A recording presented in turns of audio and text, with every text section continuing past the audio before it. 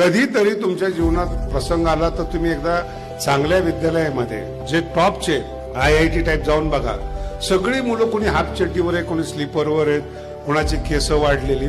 देश चालवतात महाराज ते. त्यांच्या वागण्याकडे ना हाफ चड्डीकडे बघू नका. देश चालवतात. मोठे मोठे जे ब्रिज तयार होतात हे काही राजकारणी करतात, हे गल्ली बोळातले लोक करतात का?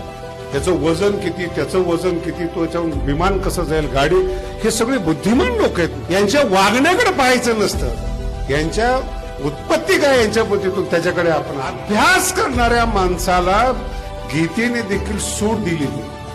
जिज्ञासूरूपी योगस्य शब्द ब्रह्माती वर्त. शब्द ब्रह्माच्या पलीकडे वागतो, त्याला शब्द ब्रह्म बाधत नाही. जो अभ्यास करतो तो 16 तास अभ्यास करतो. आणि जे खानदानी बुद्धिमान आहेत त्याला असं म्हणत नाही सकाळी उठला का, ब्रश केला का, रचना केली का, त्याचं रिझल्ट काय, ज्या हेतूसाठी तो प्रयत्न करतोय त्याच्यात तो कितपत पुढे गेलेला आहे. तीच माणसं देश चालवतात. संपूर्ण आत्मसमर्पण त्यांनी केलं, जीवन दान दिलेले, मग भाव जन्माला येतो.